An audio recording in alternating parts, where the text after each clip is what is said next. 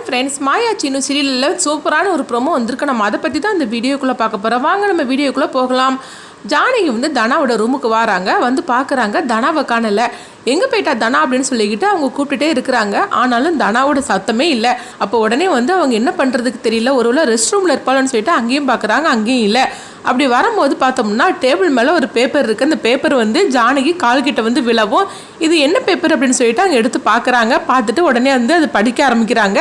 படித்து பார்க்க ஜானகிக்கு அதிர்ச்சி அடைகிறாங்க. ஏன்னா தனா எனக்கு வாழறதுக்கு விருப்பம் இல்லம்மா, அதனால நான் இந்த வீட்டை விட்டே போகிறேன், இந்த வீட்டை விட்டே இல்லை இந்த உலகத்தை விட்டே போகிறேன், என்னை மன்னிச்சிருங்க அப்படின்னு சொல்லிக்கிட்டு அவங்க அப்பா அம்மாவுக்கு ஒரு லெட்டர் எழுதி வச்சுருக்குறாங்க. இதை பார்த்ததுமே ஜானகி அதிர்ச்சி அடைகிறாங்க. ஐயோ தனா, என்ன தனா இந்த மாதிரிக்கு ஒரு முடிவு எடுத்துட்டேன் அப்படின்னு சொல்லிட்டு அவங்க அதிர்ச்சி அடைகிறாங்க.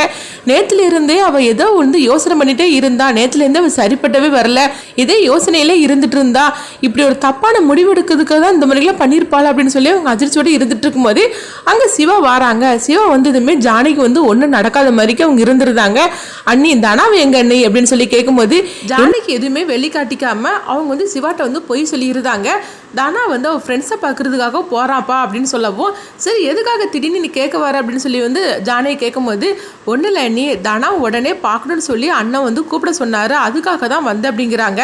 இது கிட்டதுமே ஜானகி குழப்பம் அடைகிறாங்க. என்ன தனாவை திடீர்னு அவர் பார்க்கணுன்னு சொல்லியிருக்காரு, ஏதாவது சொல்லணுமான்னு கேட்கும்போது உடனே எனக்கு அதெல்லாம் தெரியாத, நீ என்னை கூப்பிட்டாரு என்னன்னு சொல்லி கேட்கும்போது தனா உடனே பார்க்கணுன்னு சொன்னார். சரி நான் அண்ணன்கிட்ட போய் சொல்கிறேன் அப்படின்னு சொல்லிட்டு சிவாவும் போகிறாங்க. அப்போ ஜானகி இந்த லெட்டரை பார்த்துட்டு பயத்தோடு இருந்துட்டு இருக்கிறாங்க. இவர் வேறு இப்போ தனாவை பார்க்கணுன்னு சொல்லியிருக்காரு, சரி எதுக்குன்னு தெரியல, அவங்க என்னதான் பேசுகிறாங்கன்னு சொல்லி கேட்கலாம் அப்படின்னு சொல்லிட்டு ஜானகி இங்கே வரவும், அப்போ சிவா அவங்க ரகுராம்கிட்ட சொல்கிறாங்க, அண்ணன் அவள் தனா ஏதோ ஃப்ரெண்ட்ஸை பார்க்க போயிருக்காளா அண்ணன் அப்படிங்கும்போது இதை கேட்டதுமே பயப்பட ஆரம்பிச்சிட்டாங்க.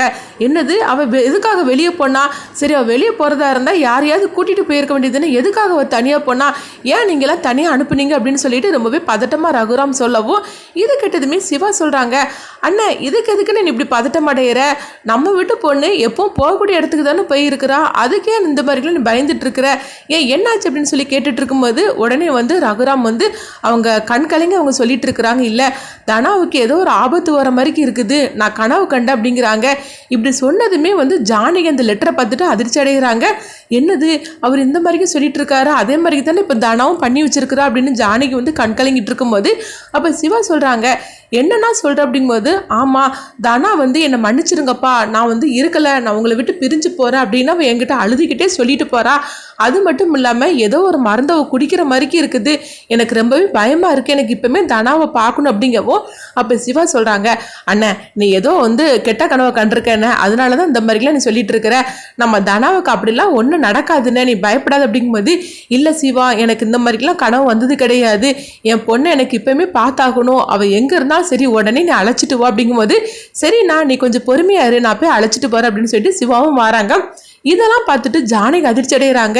அவள் தானா என்னெல்லாம் லெட்டரில் எழுதி வச்சிருக்காளோ அதெல்லாம் தானே அவர் சொல்லிட்டு இருக்கிறாரு, இப்போ என்ன பண்ணுறதுக்கோ தெரியல, சரி நம்ம உடனே போய் மாயா கிட்ட இந்த விஷயத்த சொல்லலாம் அப்படின்னு சொல்லிட்டு அவங்க ஜானகி மாயா கிட்ட இந்த லெட்டரை காட்டவும், அது மட்டும் இல்லை தனா இந்த மாதிரிக்கு முடிவு எடுத்திருக்கிறா, என்ன பண்ணுறதுக்கோ தெரியல, அவரும் ஏதோ கனவு கண்டுட்டு இருக்கிறாரு அப்படின்னு சொல்லிக்கிட்டு சிவாட்ட உடனே தனாவை பார்க்கணும்னு சொல்லி அனுப்பிவிட்டாரு.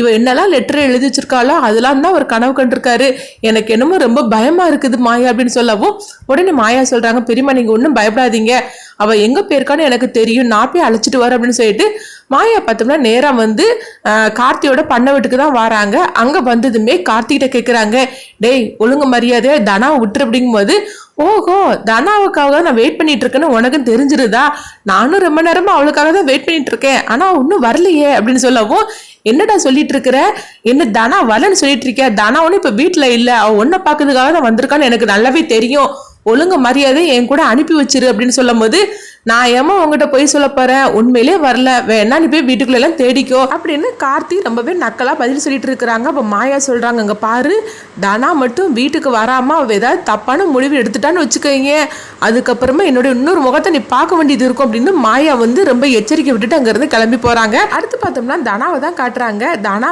ஏதோ ஒரு மருந்தை வாங்குறாங்க, அதை வாங்கிட்டு அவங்க கையில வச்சு பார்த்துட்டு அழுதுகிட்டே இருக்கிறாங்க. அடுத்து பார்த்தோம்னா அந்த மருந்தை குடிக்கிற மாதிரி காட்டுறாங்க. இப்படிதான் அந்த விறுவிறுப்பா அந்த கதையை எடுத்துகிட்டு போகிறாங்க. அடுத்து மாயா வந்து தனாவை வந்து எங்கே இருக்காங்கன்னு சொல்லி அவங்க பார்ப்பாங்களா, எப்படியாவது தனாவை காப்பாற்றுறதுக்காக இவங்கெல்லாம் முயற்சி எடுக்கிறதுக்கு என்னெல்லாம் பண்ண போகிறாங்க, அடுத்துதான் அந்த கதை என்ன மாதிரி கொண்டுட்டு போகிறாங்கன்னு சொல்லி நம்மளும் வெயிட் பண்ணி பார்க்கலாம். தனா மட்டும் தப்பான ஒரு முடிவு எடுத்துட்டாக்கி கண்டிப்பாக ஜானகி வந்து எல்லா உண்மையும் ரகுராம் கிட்ட சொல்லுவாங்களா, அடுத்து என்ன நடக்கும்னு சொல்லி நம்மளும் வெயிட் பண்ணி பார்க்கலாம்.